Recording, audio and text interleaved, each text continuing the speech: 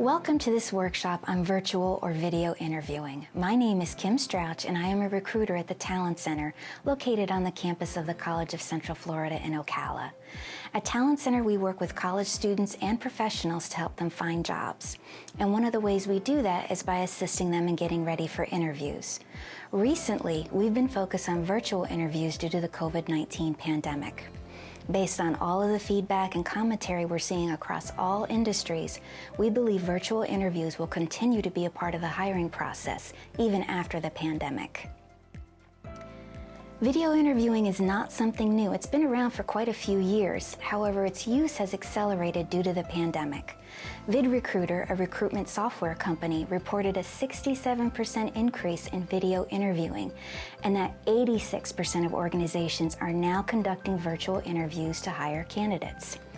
And for positions that will be conducted remotely, a remote hiring process just seems to make more sense, as it serves as a test drive as to how well you can use the necessary technology and present yourself effectively via video. Let's go over the types of virtual interviews, live and pre-recorded. Keep in mind that a live interview can be recorded and shared with other members of the hiring team at a later time. This is done to accommodate the schedules of everyone on the hiring team and also for the purposes of rating the interview. A pre-recorded interview is done solo. It's all up to you. There's no interviewer asking you questions. It's just a list of questions on the screen which you'll record your answers to. Here are some tips for pre-recorded interviews. Carefully read the questions and any instructions about time limits for your answers. Resist the urge to skip ahead and read all of the questions first. Oftentimes you're not able to go backwards and answer the questions. And always, try to make your first attempt to answer the question count, but also take note if you're allowed multiple tries to record your answer to the question. But before you even start your virtual interview, first you need to test your system setup well in advance to make sure that you can address any problems. You'll need a laptop, desktop, tablet, or mobile phone. A laptop usually provides for the best recording experience as it encourages proper posture and it also allows for the best camera framing. Whatever device you choose, make sure it has a built-in camera or webcam and a microphone that are functioning. You may want to invest in a headset to minimize common sound problems such as echoes and background noise. Browser-related issues are one of the top reasons candidates struggle with virtual interviews. Make sure to update your browser software ahead of time. Disable any alerts, including sounds when you receive an email, a text, or a calendar reminder, and set your phone on Do Not Disturb mode. Most video conferencing platforms have a diagnostic test feature. Run this feature and make sure that your system is running at top speeds. Also, you want to make sure you're in a place with a secure and stable internet connection. If this is at home and there are other people at home sharing the bandwidth, make arrangements ahead of time so that they disconnect during the interview so that you have the most amount of bandwidth for your interview. And lastly, make sure your devices are charged. A dead battery means that your interview is over before it even starts. It's quite a lot to check, so you need to plan accordingly, but it's absolutely vital that you do this so that you can make sure that your interview happens and that it's a success. Let's review positioning of light and light tone. Ideally, your lighting is positioned in front of you, and here's why. Lighting coming from the side, such as a window, tends to cause an effect called raking that distorts your appearance. One side of your face is light and appears bigger, while the other is darker and shadowed and appears smaller. There may be visible alternating bands of light showing on your face if there are window blinds as well. Lighting coming from behind you, also known as backlighting, creates a silhouette and your face is shadowed. Your interviewers will be unable to see your facial expressions, if at all. Overhead lighting is not bad, but it's often not close enough, and of course it can't be moved or adjusted. And often with overhead lights, you run into a problem with a halo effect or a glare effect. Natural sunlight or daylight, it's best, but it's not always possible. So putting this all together, this is your best option. Have the light in front of you, meaning in front of your laptop or desktop. The light should have a see-through lampshade that does not have a busy pattern, just a solid light-colored lampshade, and the light should be positioned above eye level. Here are some examples of lighting do's and don'ts. The first picture, there just isn't enough lighting, and it's possible there is lighting coming from a window on the side because one side of her face is lighter than the other, and that's what's meant by the raking effect. The second picture, obviously, very good lighting. Now let's talk about another crucial aspect of video interviews, how to position the camera in a way that will be most flattering to you. Position the camera just above your eye line and make sure there is about 2 feet of distance between you and the camera. Angle the webcam or built-in camera so you are in the center of the frame and position yourself forward in order to be as visible as possible. If using your cell phone, place it on a stand to avoid shaking. Now, a virtual interview does not mean it's a casual interview, and that includes your surroundings. Make sure to check for clutter, personal items, mirrors or reflections, and other distractions such as pets or family members. Most of these are self-explanatory, but they do require that you take a look at your space with an objective eye. Mirrors. If there is a mirror in your space, take care to check what it is reflecting, as that will show up on the screen too. And fans. Fans can be distracting. Overhead, stand-up, window, oscillating.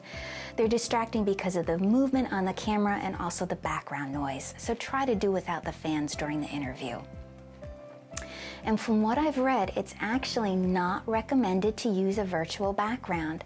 I think we've all seen that if you're using one of those backgrounds and you move around a bit, you can wind up looking distorted, perhaps with part of your head cut off. And some backgrounds, they just appear very fake looking. So a neutral, clean background and wall is really your best bet. The checklist for in-person and virtual interviews is mostly the same when it comes to clothes. You want to dress your best and avoid clothing and accessories that are busy and potentially distracting to your interviewers and the camera. Some denser patterns may cause problems with the camera's ability to focus, so stick with the solids and stick with the classics. Now let's quickly go over the basics of interview etiquette in terms of what not to say or not to do. Don't badmouth previous employers or coworkers. Don't lie or embellish your skills. And keep away from filler words such as like or ah. And especially, don't swear. Finally, searching for answers can be very tempting during a virtual interview, as you'll have all of your electronic devices right there. But guaranteed you will give yourself away either by losing eye contact with your interviewer or some other way you'll show that you're distracted. And likely this will create a worse impression than if you just answered the question to the best of your knowledge. We all know that what you say is important, but equally as important is how you say it, either through the tone of your voice, your facial expressions, or your overall body language. Based on years of research, this is what we know about communication. 38% of communication comes from the tone of your voice. 55% of communication comes from your body language, and only 7% of communication comes from the words that you use. Ideally, your words, tone, and body language should all be in agreement with each other. If your words say one thing, but your tone and your facial expressions say the opposite, interviewers react unfavorably to those candidates. It looks as if it's ingenuine or faked. It can be hard to convey your energy and make a connection during a virtual interview, but it's not impossible. Use words that are going to convey your enthusiasm and interest, such as excited, interested, and passionate. By doing so, your body language will naturally support your words. To help produce a more engaged body language, use good posture. It projects confidence and it inspires confidence that you can do the job well. Slouching can make you look distracted or bored, maybe even annoyed or angry, when in fact you're just listening. However, keeping aware of your body language and position by leaning forward, sitting up straight, you look engaged in the conversation and you exude confidence. Maintaining eye contact during a virtual interview is a little trickier than in person. We have a tendency to focus on the screen where we see the video feed of our interviewers and/or the feedback from our own camera. When answering questions, the appropriate place for you to focus is straight at the camera lens. This is how you make eye contact in a video interview. And this detail will sum up the importance of eye contact. 65% of interviewers said that candidates who failed to make eye contact didn't get the role. Here are some additional body language tips which apply both to in-person and virtual interviews. Smile. There's nothing more positive than a smiling face. You want to look approachable, personable, and friendly. And here is further reason to smile. 40% of interviewers said that a lack of a smile is a good enough reason not to consider a candidate. Again, tilt forward, sit on the edge of your seat, and show interest and enthusiasm and maintain good posture. Use open body language, meaning keep your arms uncrossed and don't hold your head, as this can come across as boredom or defensiveness. 20% of interviewers said that candidates that sat with their arms crossed were not considered because their body language reflected a lack of confidence to the interviewers. Lastly, try to minimize any fidgeting, such as twirling hair, chewing nails, or playing with a pen. We want to minimize distractions and interruptions, so try your best to coordinate your interview schedule with the rest of the household. Ideally, everyone is out of the house for that hour, but at a minimum, you are in a room by yourself and everyone is doing their best to be quiet. You can also do practical things such as lowering the TV or turning it off completely, silencing your cell phone and placing it away from you so that you won't be tempted to lose eye contact during the interview. Closing all of the windows and doors in your home so that you won't pick up on any outside noises, keeping pets out of the room. And if you're a note taker, try to avoid taking too many notes, as this can be distracting for both the interviewer and to you. At the end of your virtual interview, have a couple of questions ready for the interviewer, either about the position or their company. This shows that you've been engaged and that you're interested. Thank them for their time during the virtual interview and afterwards in email. And when all is said and done, make sure the video connection has ended, either by the interviewers or by you leaving the virtual meeting room. Don't have a hot mic or camera, so to speak. We've all seen what that looks like. So lastly, bringing it all together, here's the highlights.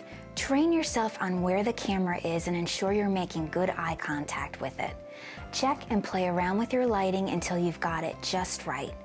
Overall, exude confidence in the tone of your voice, your words, and your body language. And as always, practice interviewing with a friend or family member via Zoom. That wraps up my time with you today. Thank you for listening, and I hope these tips help you in your next virtual interview.